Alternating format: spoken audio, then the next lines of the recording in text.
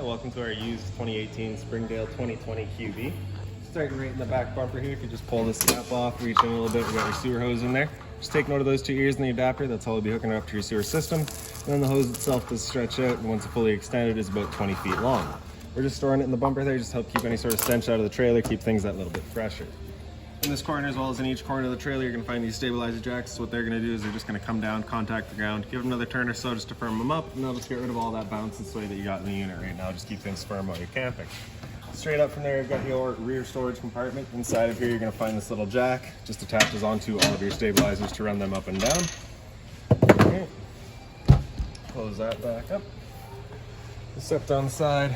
And we got your short cord here, so that's just going to pull out of this port right there. Just pops on open. Here you have it. Standard 30 amp end. Most campsites are going to have that. Plug straight on in. You're good to go. We'd also provide you with a 15 amp adapter, so if you're looking to plug in at home to your standard household outlet, you got the power to do so.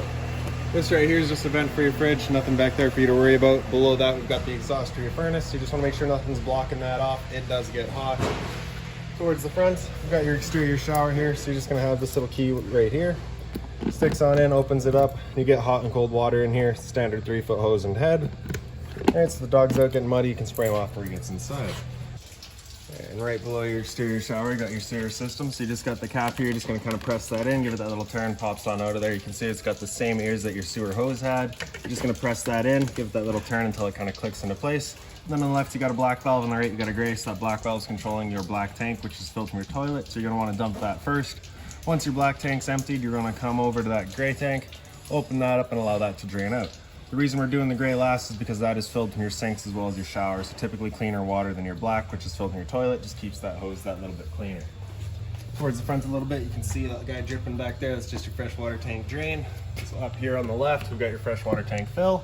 You're just going to take your water hose, stick it into there, turn on the water, and that'll fill up that tank for you.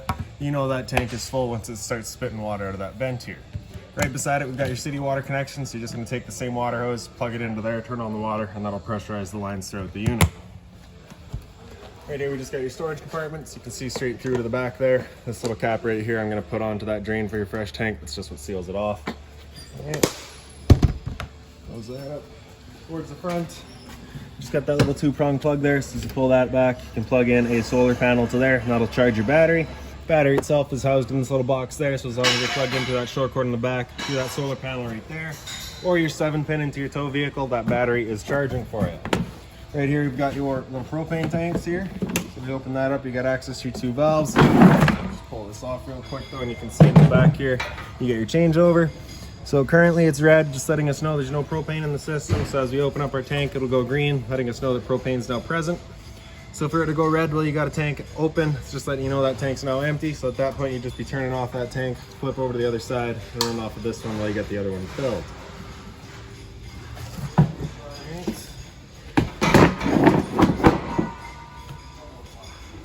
On the other side here, we just got the other end of your storage compartment. So inside of here, you're going to find your water hose as well as that park adapter I was telling you about. It's your standard 15 amp end and your 30 amp end for your short cord.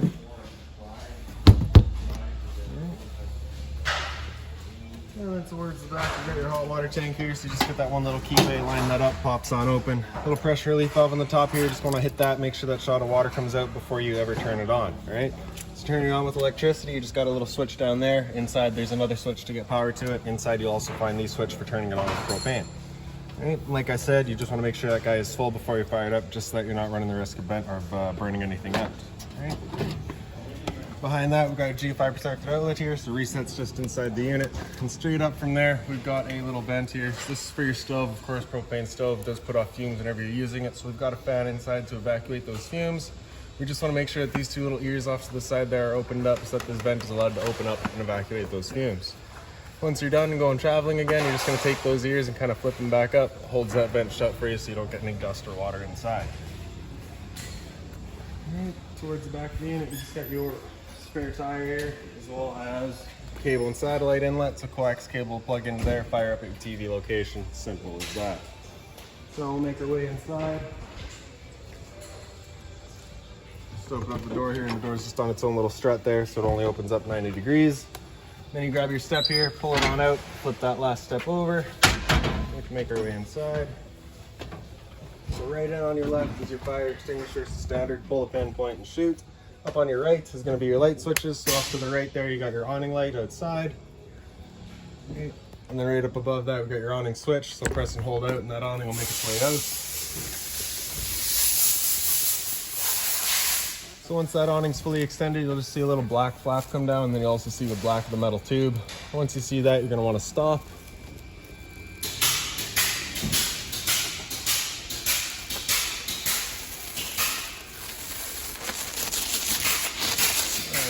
A little sticky there, but there it is. So there's your flap and then the tube. Once you see that, you stop. If you were to continue extending, it can actually wind itself up backwards, in which case your fabric will be underneath your tube, allowing it to then hold water, accelerating the growth of mold and mildew. Now if it were to start raining, it's going to be holding some water anyway, so what you can do is just grab either arm, front or rear, just pull down on it, and you can see that changes the pitch of the awning out at the head, allowing water to then run off. If you like that angle better, because it does give you more shade, you can do the same thing with the arm up front. Before you bring them back in though, you just want to make sure they're back straight and fully extended, just so that we're not running the risk of bending anything. And then we're just going to press and hold in, and that awning will make its way back in. And just one more thing to keep in mind with it is it does just catch the wind. So once you get up to about 15-20 kilometers an hour wind, you're going to want to bring it back in. Again, just so that you're not running the risk of bending anything.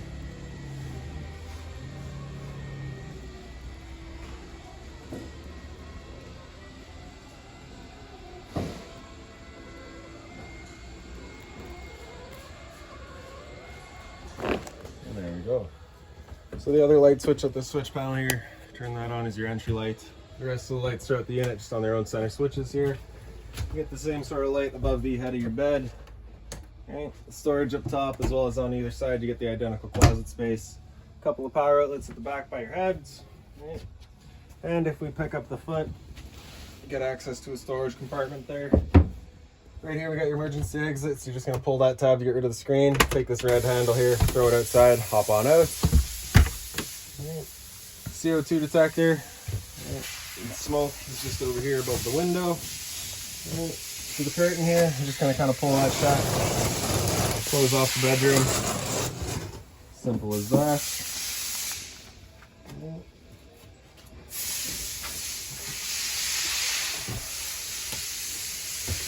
And your LP detector is right down here. So the propane's heavier than air, it'll sit on the floor. This guy will detect it, starts going off just like a smoke detector would. Straight up from there, we've got your thermostat. So this is just running your furnace. So with this slider all the way over to the left, that's it turned off. Over to the right, all the way over to the right is max heat. Just turn on the furnace and it'll go to that, or as close to it as it can.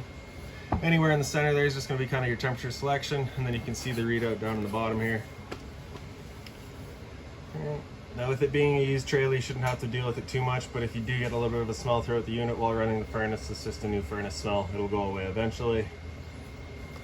Alright, so once that guy fires up, there you have it. Once you're done, just slide it over to the left, you hear a click, and that's it turned off. Come through the door here into your bathroom. Right in on the right is your light switch there. You get the medicine cabinet here as well. GFR protected outlets, a test on the bottom, reset on top. Hot and cold water at the sink, of course. A little bit of storage down below, just being mindful of our drain. For the toilet, the flusher is just on the right side here. And in the shower, of course, the standard 3-foot hose, hot and cold water. Right up above that, we got your roof vent. So turn that to open it up. You do have the max air installed by the previous owner, so we've left that there for you. Hit that switch in the corner, turns on the fan. Close that back down.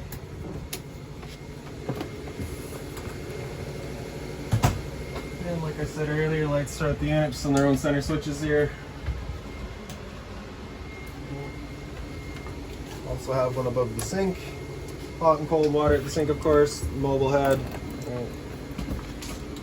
Drawer space. A little bit of storage beside that as well. Again, mindful of your drains. Up in the back here, you got your monitor panels. In the bottom corner here, you got your water pump. Turns on your water pump, drawing out of your freshwater tank to pressurize your lines. Above that, we've got your battery. So it tells, because we're plugged in right now, we're currently C for charging. G would be good, F is fair, and L is low. For your fresh tank, as you fill that up, it'll go to 1/3, 2/3, and full. Then we got your black and your gray, and they'll do the same thing. Right? Above that, we've got your hot water tank controls. Like I said, outside, you have that switch out there, as well as this one here. So turn that switch on, turns it on with electricity. Then on the right, we've got your gas, turns that on with propane. Alright, so that light's going to come on, letting you know the ignition sequence will start. Once it goes out, the sequence has started. It's going to try that 3 times, and if after that third try it doesn't fire up, this light's going to come on, it's going to stay on. At that point, you'll be going outside, hitting the reset button, or just turn it off and back on to reset. Instead, right here, you can hear it fire right up. We know that's good. Right. Up top here, we got your microwave. Right, previous owner left that little cover in there, so we cleaned that up, left it there for you as well. Pretty standard otherwise. Right. Hit the light there as well as your fans. This is that fan that you want turned on, using that vent outside to evacuate your fumes. For your stove, you're just going to turn it over to light, hit it with a lighter, it fires right up. Same thing for all 3.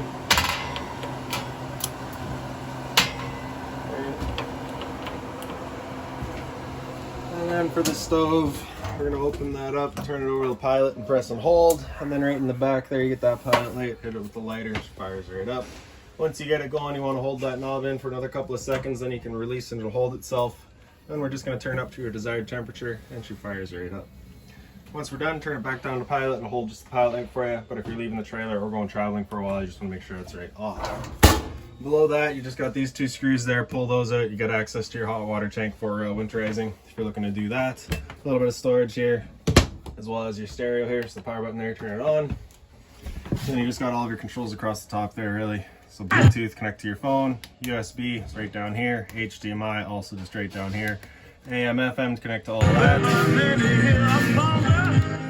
Alright, so your volume there and your Seeks over here. So you can just keep pressing AM, FM, and just cycle through all your bands and get into AM. Alright. Then we got AV, so that would be through the back of the unit, and then auxiliary, which is just right down here. Alright, press and hold auxiliary. You get into your settings, you can start playing around with all of that. Alright. If we just press the power button, that's just mute, press and hold, turns it off. These speakers here are your inside set, of course, then you got the outside set outside, so your controls just right here. Super simple, inside, outside, both. USB charging, power outlet. This is your antenna outlet here, so for power there, just turn that switch on right there, you get that green light, turns that on. That can actually help clear up your stereo signal as well if you're having a little bit of static there. And then beside that, we just got your cable outlets.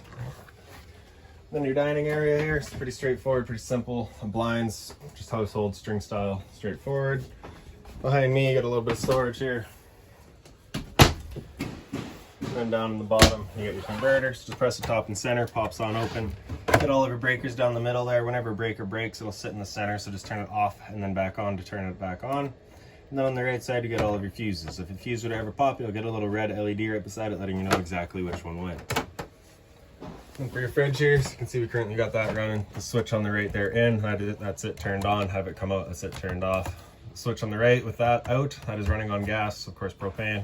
If that check light were to come on, it's just letting you know it hasn't fired up, so at that point just off and back on to reset it. And if you're out at a campsite where you can get plugged in, you're going to want to have this button come in and just run on auto. Auto's first going to look for AC power, and as the AC power is taken away, it'll automatically flip over to gas. The freezer up top and the fridge down below. Your temp control is just your little slider back there, so as you can see, the higher up it goes, the colder it gets. And there you have it. Oh, sorry, AC above our heads here. So you get the two low fan settings for some reason. Low fan and low fan, then you got high fan. So that's just moving air, there's no cooling involved. Then you get into low cool, so that'll run the low cool or the low fan with your compressor as well. High cool will run the high fan with the compressor. There you have it. Temp control in the back here is really rather a moot point in this unit. There is no heat pump installed, so you're just going to leave that on max cool. Straightforward, simple as that. If you got any other questions on the unit, please feel free to give us a call, 204-237-7272.